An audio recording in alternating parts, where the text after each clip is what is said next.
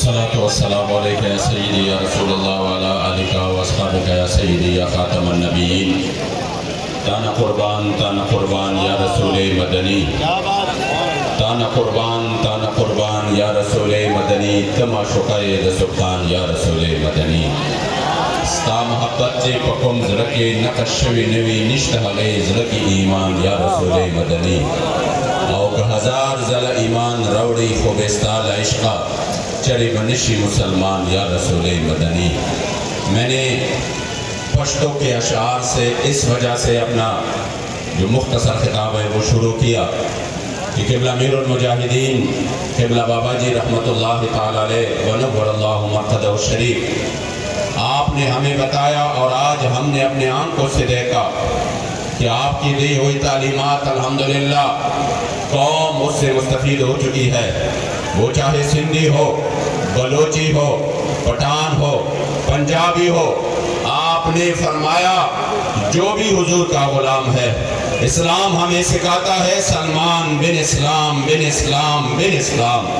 آج سندھ نے بتا دیا کہ کوئی لسانی اور کوئی رنگ و نسل کا معاملہ وہ ختم ہو چکا ہے. قوم صرف اور صرف نظام اسلام کے لیے اور لا الہ الا اللہ کے لیے ایک ہو چکی ہے. آج لبیک کے ساتھ آپ یقین کریں کوئی مبالغہ نہیں ہے، بلکہ یہ تو ہم اپنے آنکھوں سے دیکھ رہے ہیں. آپ خود بھی اگر میڈیا صحیح طریقے سے نہیں دکھاتا تو آپ یقین کریں آپ صرف اسی پر اپنے آپ کو تسلی دے کہ بھلا کوئی دکھائے نہ دکھائے ہم جن کے لیے نکل رہے ہیں وہ ہمیں دیکھ رہے ہیں.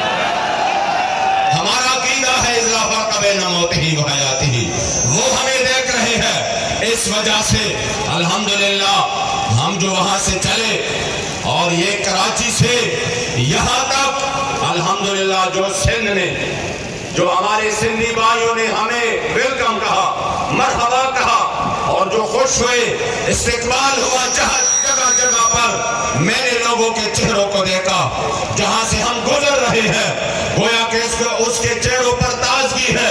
حضور کے غلاموں کو مرحبا کہہ رہے ہیں اور یہ پیغام دے رہے ہیں کہ وہ وقت گزر گیا جو ہمیں لسانیت کی اور قومیت کی بدبودار نظریوں پر ہمیشہ سے وہ تنزلی کا شکار رہے.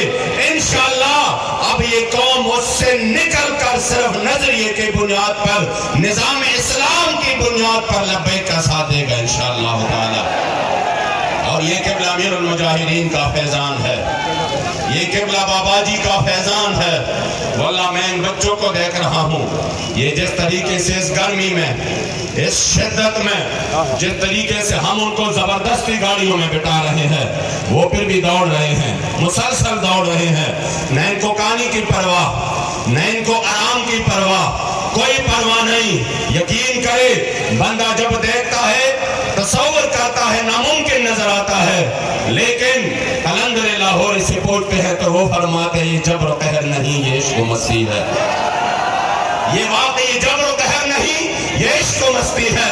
انشاءاللہ عشق و مستی کا یہ قافلہ رواں دوا ہے اور اللہ رسول کی کرم سے جہاں پر یہ انشاءاللہ گزرے گا اپنے ساتھ خیر اور برکت سمیٹ کر انشاءاللہ اس قوم میں وہ خوشبو وہ پھیل جائے گا انشاءاللہ کہ یہ قوم پھر سے میرے مصطفی کریم کے دین کی طرف راغب ہوگی. اور جب اس طرف چلے آئیں گے تو پھر انشاءاللہ تعالی یہ سالوں میں نہیں دنوں میں ترقی کرے گا.